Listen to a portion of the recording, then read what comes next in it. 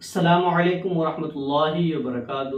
حضرات محترم، آج کی اس ویڈیو کے اندر ہم ایک شیعہ عالم کی ویڈیو کے بارے میں گفتگو کریں گے کہ وہ شیعہ عالم جس کا نام علامہ ناصر عباس ہے، وہ کس طریقے سے امیر المؤمنین حضرت ابو بکر صدیق کے اوپر لعنت کرتا ہوا نظر آتا ہے، جس کو آپ دیکھیں گے اور یقیناً اگر آپ کے دل میں ایمان کے دیا روشن ہے، ایمان کا چراغ روشن ہے، تو اس کو سننے کے بعد آپ کا دل تار تار ہونے والا ہے کہ یہ لوگ کتنے ظالم ہو گئے ہیں کہ سلن حضرت ابو بکر صدیق کے اوپر معاذ اللہ لعنت کرتے ہوئے نظر آ رہے ہیں۔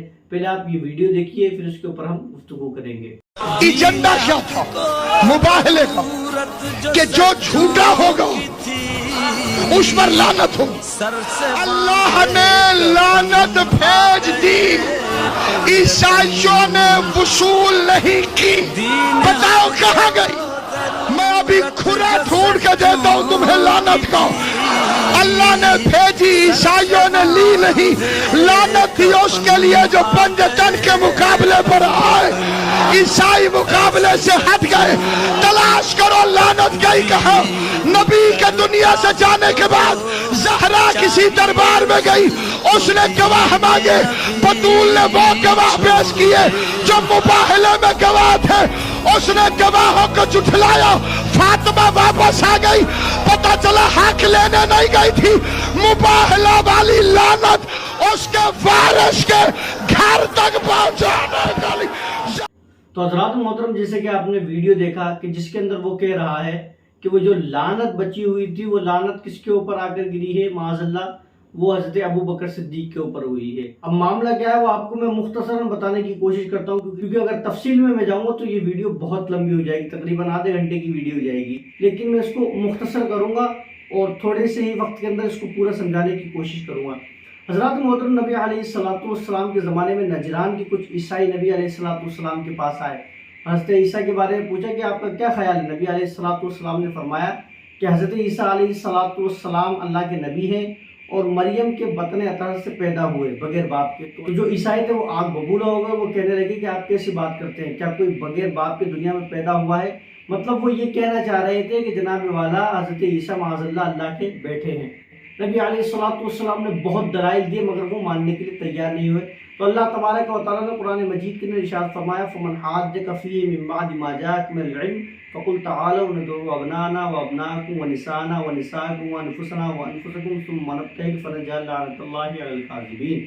اللہ نے فرمایا کہ یہ آپ سے عیسیٰ علیہ السلام کے بارے میں جھگڑا کرتے ہیں جبکہ ہم نے اس کا علم ان تک پہنچا دیا ہے، اگر اس کے باوجود بھی یہ نہیں مانتے فَقُلْ تَعَالَوْا، تو ان کو بلاؤ کہ ہم اپنے بیٹے لے کر آتے تم اپنے بیٹے لے کر آؤ، ہم اپنی عورتیں لے کر آتے تم اپنی عورتیں لے کر آؤ، ہم خود بھی آتے تم خود بھی آؤ، اور میدان میں آنے کے بعد اللہ کی بارگاہ میں رو رو کر گڑ گڑا کر اللہ کی بارگاہ میں دعا کرتے ہیں۔ تو جو جھوٹا ہوگا اس کے اوپر اللہ کی لعنت ہوگی۔ اس کے بعد نبی علیہ السلام حضرت امام حسن، امام حسین، حضرت فاطمہ، حضرت علی کو لے کر اپنے ساتھ آتے ہیں اور وہ ادھر سے عیسائی آتے ہیں۔ لیکن جب عیسائی حضور کے ساتھ ان نورانی چہروں کو دیکھتے ہیں، امام حسن، امام حسین، حضرت علی کے چہروں کو دیکھتے ہیں، نبی علیہ السلام کے چہرے کو دیکھتے ہیں، تو وہ جو عیسائی ہیں وہ کہنے لگتے ہیں کہ نبی علیہ السلام سے آج مباہلہ نہ کرنا، اگر آج آپ نے مباہلہ کر لیا یاد رکھنا پوری دنیا کے اندر عیسائیت ختم ہو جائے گی۔ اور ان لوگوں نے آخرکار مباہلہ نہ کیا، وہ ٹیکس دینے کے لیے تیار ہو گئے، جزیہ دینے کے لیے تیار ہو گئے۔ اس کے بعد میرے آقا نے ارشاد فرمایا کہ اگر آج عیسائی لوگ مباہلہ کر لیتے تو پوری دنیا کے اندر سے ایک سال کے اندر عیسائی ختم ہو جاتے، کوئی بھی عیسائی باقی نہ رہتا۔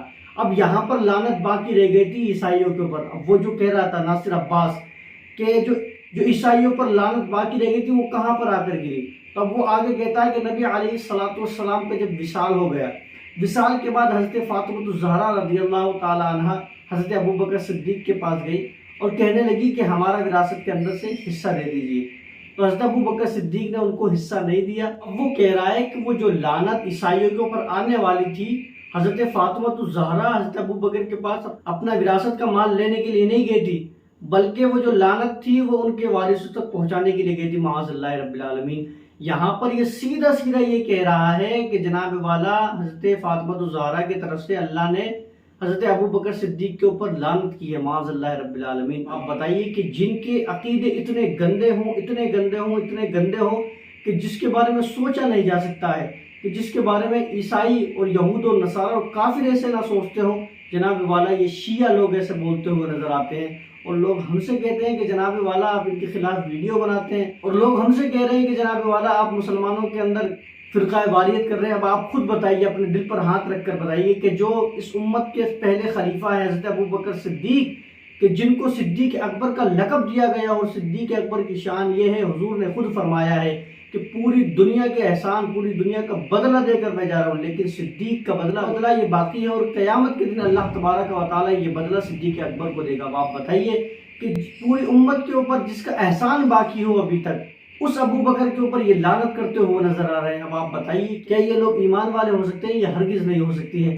اور اسی وجہ سے ہمارا ان لوگوں سے اختلاف ہے کہ یہ تینوں خلیفہ کو گالی دیتے ہیں، حضرت امیر معاویہ کو گالی دیتے ہیں، اور بھی صحابہ اکرام کو گالی دیتے ہیں، یہاں تک کہ نبی علیہ الصلوۃ والسلام کو بھی ان لوگوں نے چھوڑا نہیں ہے، اور حضرت علی کو بھی یہ خدا بنائے بیٹھے ہیں۔